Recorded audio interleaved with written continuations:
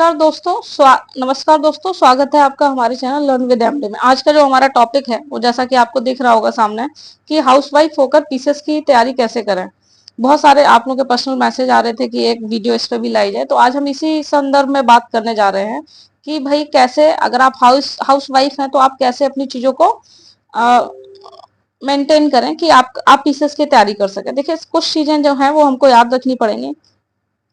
देखिए, दो चीजें होती हैं, शायद आपको मैं एग्जांपल देके समझाऊं तो आपको समझ में आ जाए।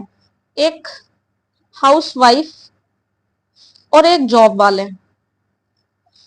दो लोगों के पास टाइम की बहुत कमी रहती है। इन लोगों के पास टाइम की बहुत, इनके पास 10 से 5, उसके बाद पूरा दिन इनका ऐसे ही जाता है। ऐसे आप लोग की भी जो लाइफ होती है उनके भी पास, मतलब जो मेन इशू है यहाँ पे वो आपके पास टाइम कम है। तो टाइम कम में आप कैसे एग्जाम को क्वालिफाई करें। तो देखिए, सबसे पहले तो आपको अपनी एक स्ट्रैटेजी, देखिए हमेशा हर व्यक्ति की अपनी कार्य योजना होती है, अपनी क्षमताओं के अनुरूप वो अपनी स्ट्रैटेजी बनाता है। तो सबसे पहले तो आप अपनी एक कार्य योजना या स्ट्रैटेजी बनाएं कि भाई आपके पास कितना वक्त है, आपके पास उस कार्य योजना में क्या होना चाहिए कि आपके पास समय कितना है, आप पूरे दिन में कितना समय दे सकते हैं।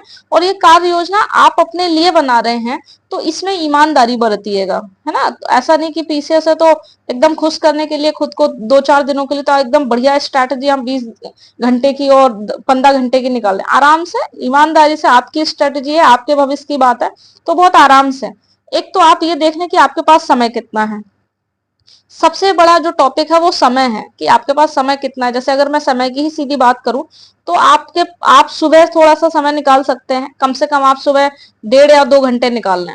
मैं 1.5 और 2 घंटे मान के चलती हूँ। सुबह आप कम से कम 2 घंटे निकालें। दोपहर नो डाउट आप लोग काम करेंगे तो थक जाएंगे। सुबह, एक सेकंड रुकिए जरा, सुबह 1 या 2 घंटे। दोपहर आप ज्यादा नहीं, थोड़ा सा रेस्ट टेस्ट करने के बाद आप सिर्फ और सिर्फ 1 घंटे निकाल लें।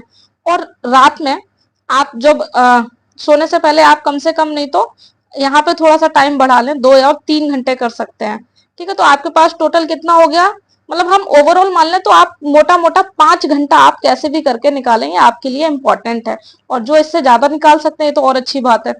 और एक चीज, चूंकि आपकी शादी हो चुकी है तो इस विषय में कि आपके सपने क्या हैं, आप इस विषय में अपने जीवन साथी से जरूर बात कर लें कि आप ऐसे ऐसे फलाना फलाना एग्जाम की तैयारी करने जा रही हैं। तो जब तक आपके जीवन साथी का सहयोग नहीं होगा तब तक आप इस एग्जाम के लिए अच्छे से अपना 100% नहीं दे जाएंगे।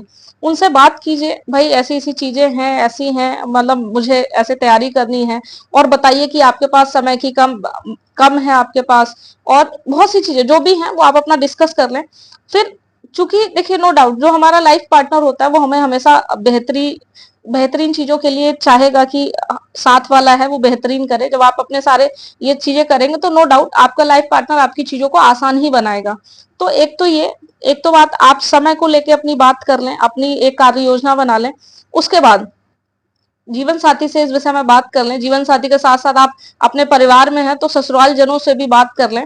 और अगर हो सके, आप एक माहौल अगर आपको मिल सकता है तो या तो आप एक प्रॉपर, आपके अगर आप शहर में रहते हैं तो आप लाइब्रेरी ज्वाइन कर सकते हैं उतने समय के लिए, है ना।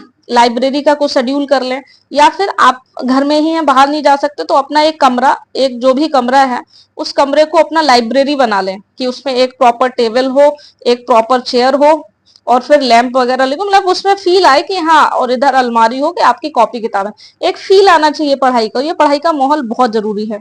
ये 2-3 चीजें कर लें। उसके बाद आता है दूसरा स्टेज कि भाई कैसे करें तैयारी। तो कैसे के लिए मैंने आपको मेरे आप पिछले वीडियो में जाएंगे तो बहुत सारी चीजें डली हुई हैं, वहां आपको आइडिया मिल जाएगा। ठीक है, तो जो सबसे इंपॉर्टेंट चीजें हैं वो आप अपनी बात कर लें। यही एक चीज है जो आपकी चीज को आसान कर सकती है। अब मैं आपसे ये तो नहीं कह दूंगी कि भाई हाँ एकदम हो जाएगा। आपका जो जमीनी स्तर पे जो समस्याएं आ रही हैं, आप उनके विषय में अपना देखें, उन पे चिंतन मनन करें, उनमें अपने परिवार का सहयोग लें। उसके बाद आप अपनी यूपी पीसीएस की तैयारी कर सकते हैं।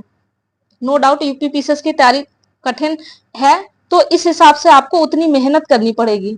आपको मेहनत बहुत देनी पड़ेगी, आप मेहनत के लिए तैयार रहिए।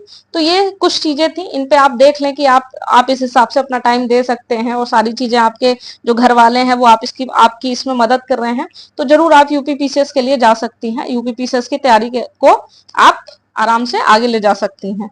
ठीक है, बाकी और भी कोई दिक्कतें होंगी तो आप मुझे कमेंट्स कर सकते हैं। बाकी आशा करती हूँ आपको चीजें समझ में आई होंगी। और एक और चीज, इन्हीं ये बेसिक चीज है, जो हाउस वाइफ है ये बेसिक चीज है, इन पे काम कर लीजिए तो ही आप, इसमें कोई हवाबाजी वाला सिस्टम नहीं है। कोई मैं आपको बहुत अच्छा नहीं कहूंगी कि मैं अच्छा अच्छा कह दूं लेकिन आप कर ना पाए, क्या फायदा। तो ये जो सच्चाई है, इस सच्चाई को अपन अच्छे से, इस सच्चाई पे काम करो, उसके बाद अपने जिस यूपीपीसीएस में उतरना चाहते हो तो उतरो। ठीक है, ये चीज बहुत ध्यान से सुन लेना, यूपीपीसीएस है उस हिसाब की मेहनत रहेगी, तो अपनी सारी चीजें कर लें, उसके बाद आप अच्छी तैयारी करें। नो डाउट जब मेहनत करते हैं तो हमें उसका रिजल्ट भी अच्छा मिलता है। ठीक है, तो बहुत सारी शुभकामनाएं आपको। बाकी इसी बात के साथ मैं अपनी वीडियो को यहाँ समाप्त करना चाहूंगी। Thank you.